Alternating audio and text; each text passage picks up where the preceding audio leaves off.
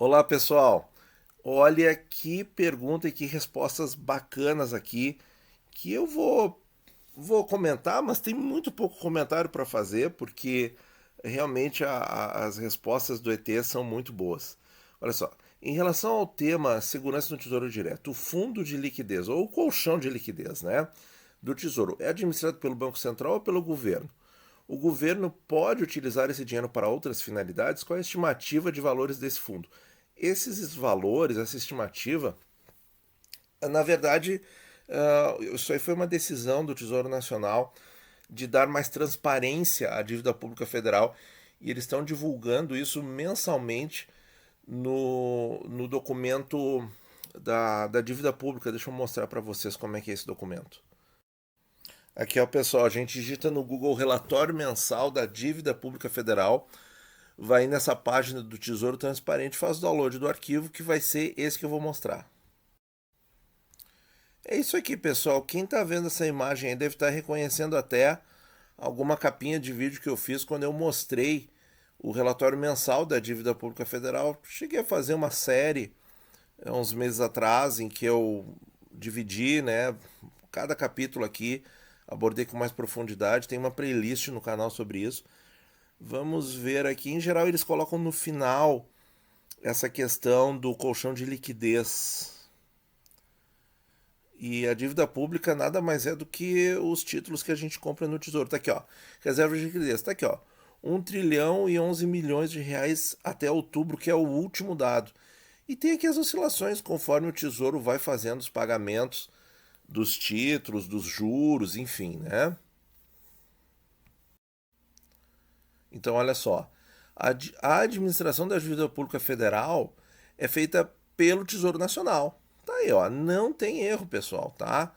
O governo, ele pode. O que o governo mexe? O governo mexe no orçamento, tá? No orçamento.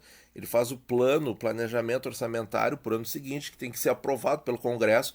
Então, quer dizer, o governo federal nunca faz nada sozinho, tá? Isso é outra coisa que a gente também tem que ter bem claro, né, pessoal? Às vezes a gente não concorda com as coisas que acontecem e fica um pouco indignado e tal, mas tudo que é feito pelo governo federal no Brasil tem que ter o crivo do Congresso Nacional, certo? Não, não dá para tirar isso de mente, certo? Não dá para deixar essa informação de lado. Tudo que o governo federal faz tem que passar pelo Congresso. E o Congresso pode derrubar também, certo? Então assim, vamos devagar na nossa indignação, né? Porque não é para se indignar com um, é para se indignar com todos, então, certo? Por exemplo, aqui, ó. Na realidade, essa reserva de liquidez é formada pela diferença entre as emissões e resgates. A Secretaria do Tesouro Nacional, por meio do Plano Anual de Financiamento, dá transparência ao mercado acerca da condução da dívida pública.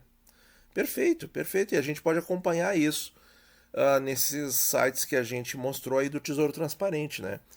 E aqui a reserva era de 1 trilhão. Quer dizer, você pega e compara isso com o FGC, eu até já mostrei isso no canal também, não tem a menor graça, né? O FGC sendo ali um fundo que deve ter aproximadamente 70, 80 bilhões de reais, e que inclusive é formado pelo quê, pessoal? Porque o pessoal usa assim o FGC como um santo graal, né? Como se fosse assim a última garantia, a top das galáxias, né?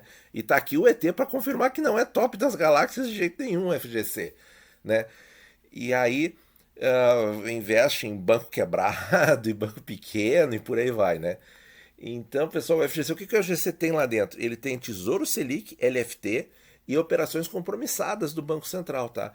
Como é que o Banco Central faz essas compromissadas? Que é quase um tesouro direto para os institucionais. Eles emitem determinado título que o Tesouro passa para o. A gente mostra isso nos leilões, né? Quando tem ali a barrinha de títulos cedidos para o Banco Central, né? É para fazer as compromissadas, em que ele vende a compromissada para o institucional compra e o Banco Central tem o compromisso de recomprar em determinada data. E aí o institucional ganha o que? O rendimento daquele período, que pode ser de alguns dias, de um mês, de 2 semanas. Em geral são operações muito curtas, tá? E em geral essas operações fazem o quê? elas regulam no mercado a taxa Selic, tá? Para a taxa Selic não passar da meta, certo? Eles fazem isso aí, tá? Provendo ou retirando liquidez, por exemplo. E aí, o FGC é isso, é Tesouro Selic e compromissadas, tá? E aí é um troço lá que tem 70, 80 bi de reais. E o colchão de liquidez do Tesouro Direto, 1 trilhão. Do Tesouro Nacional como um todo, o qual o Tesouro Direto está inserido. 1 trilhão, pessoal. Então, assim, ó, vamos parar de ter medo, certo? Não tem por que achar que vai ter calote ou qualquer dessas bobagens aí que o pessoal ventila demais na internet e às vezes fica até cansativo de responder, certo? Mas não, isso aí é mais pura bobagem, tá? Vocês estão vendo aí, é tudo transparente nos dias de hoje, felizmente.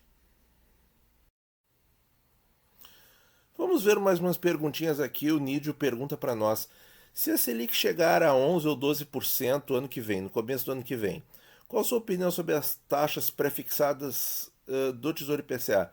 Elas sobem, descem ou não tem influência? Na verdade, não tem influência, tá? A taxa Selic é a taxa de curto prazo.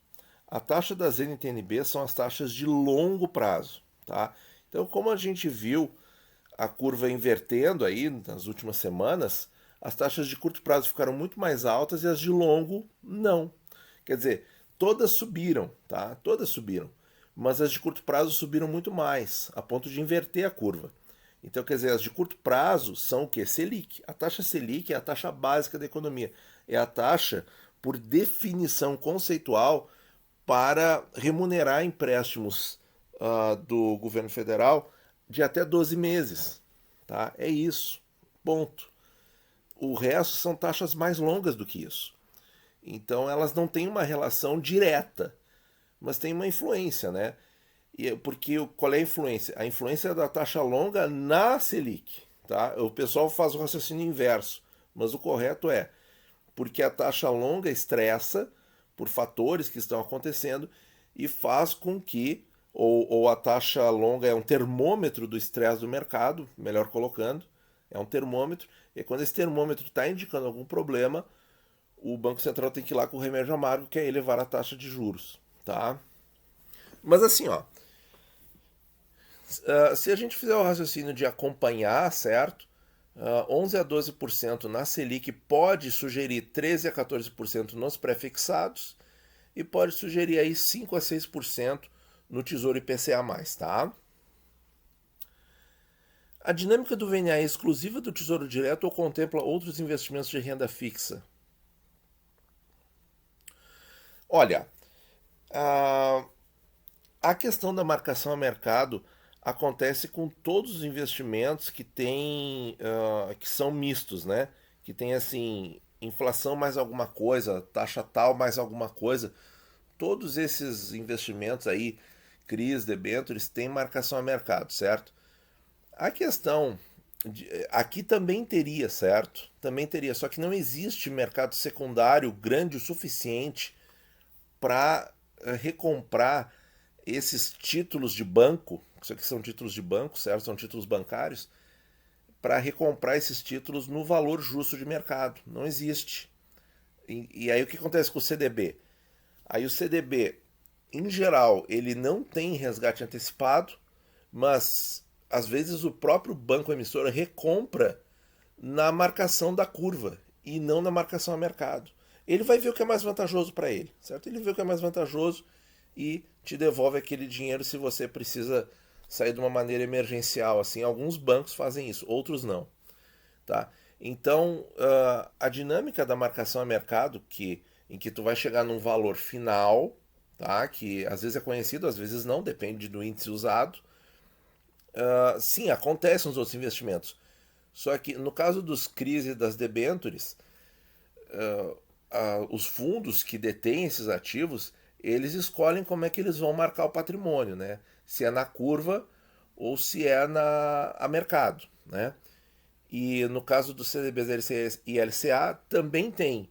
Só que como não existe um mercado secundário grande o suficiente para negociar esses títulos, o que acontece? Eles ficam na tesouraria do tesouro, na tesouraria do banco. E aí o banco, se vai te pagar antes, ele vai escolher lá o melhor jeito de marcar isso, se é na curva, ou seja, que é aquela rentabilidade linear, ou se é a mercado. Então, por exemplo, por que o Tesouro Direto é tão melhor que os CDBs? Porque além de ter muito mais garantia, né, de ter por exemplo, o colchão de liquidez que a gente estava acabando de falar, né, ser 10, 20 vezes maior, não é só isso. É que como no Tesouro Direto a gente pode fazer o resgate antecipado, a gente pode escolher um momento bom de sair. Se o momento bom de sair acontecer quando a taxa cai, certo? Você vai vender o seu título com ganho de marcação de mercado no Tesouro Direto. No CDB isso não vai acontecer, porque o banco ele vai te pagar a marcação da curva, que seria a rentabilidade teórica, certo? Então tem que ficar muito atento. A lógica, sim, é absolutamente a mesma, só que a aplicação no mercado é dada de forma diferente, justamente porque não existe liquidez, não existe um outro investidor disposto a comprar aquele CDB, LCI ou LCA marcado a mercado, como existe no Tesouro Direto, o próprio Tesouro Nacional que faz isso para nós. Tá certo, pessoal? Muito obrigado por ouvir e bons investimentos a todos.